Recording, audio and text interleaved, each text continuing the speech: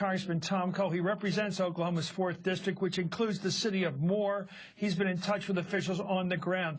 Congressman, we have an official number so far of 10 killed. We also got that terrible report from our affiliate, NBC affiliate KFOR, just a minute or two ago about the, it looks like they've given up on those 24 kids, those 3rd grade kids that were in the school there. Do you have any more on that?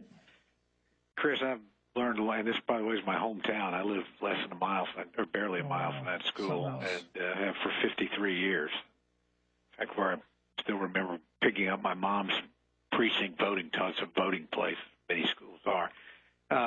I've been in touch with the governor's office and people on ground. I don't want to get ahead of the official numbers, but obviously it's very, very bad.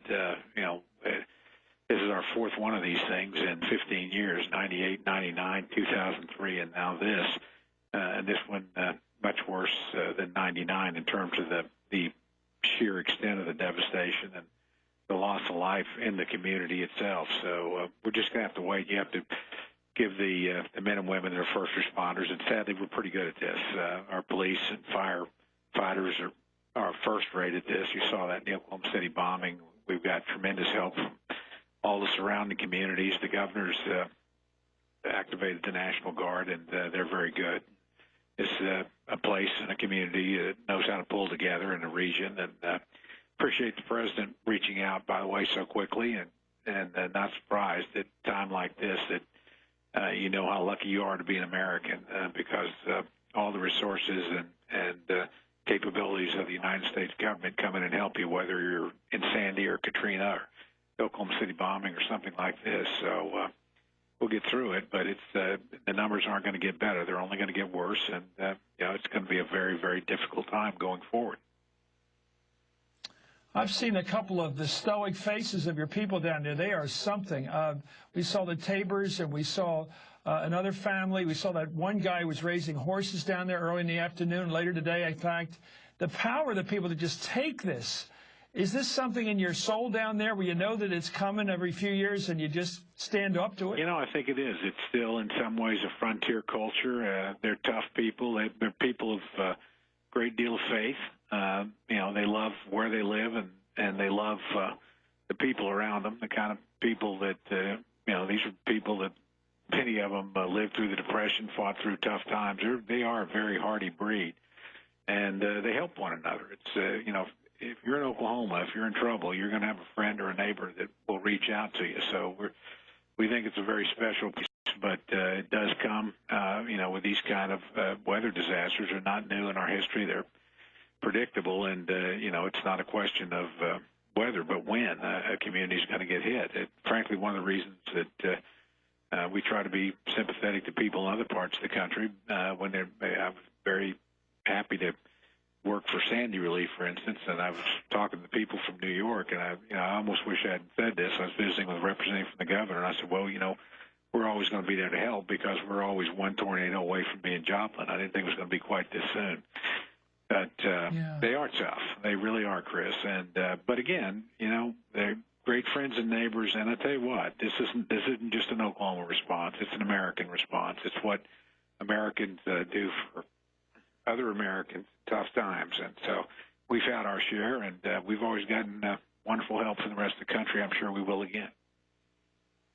To me, a Northeasterner, it's just a reminder of our country and our history and this American identity we all have. And, you think of Dorothy, you think of the Wizard of Oz, you think of the kid hiding in the ground from a tornado coming over. It's so American in our culture. And you think of the Dust Bowl, and you think of all that Oklahoma has represented to our country historically. And, of course, the Cherokee land rush and all the history. And it's all about being a kind of, as you said, a frontiersman, a tough, I'd say stoic person. Let me ask you, how do you prepare? Do you have underground basements? Very little. It seems like a lot of people have been saved here. The basements are very rare in Oklahoma, partly just because of the toughness of the ground. Yeah, none of these houses will have basements. Quite a few will have what are called safe rooms, reinforced rooms in the interior, concrete sometimes. Others will have mount back. Shelters are pretty common. School situation there, that's very common. That you have to remember that area for probably a square mile of Plaza Towers is those homes are devastated, and those teachers made the right call. Those kids were probably safer in that location with much thicker walls and in an interior area with granite and all that.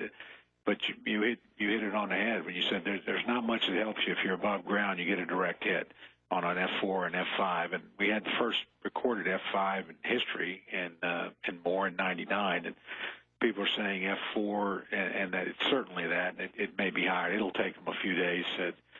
We're lucky to have the National Severe Storm Laboratory in Norman, immediately south of us, and they give us the best warning and advice and protection that you could have. But again, when something like this comes through, you just don't want to be in front of it. And unfortunately, somebody in some place is going to be. And in this case, it was a very populated area.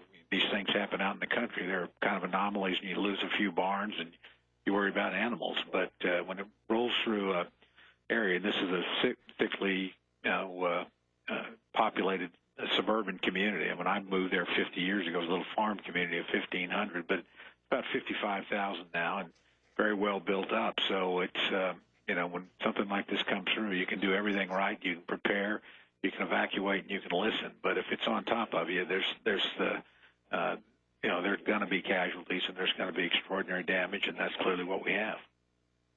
Well, you sound very connected to your people out there. Thanks so much, U.S. Congressman Tom Cole of Oklahoma. People like that. Thank you. Thank you.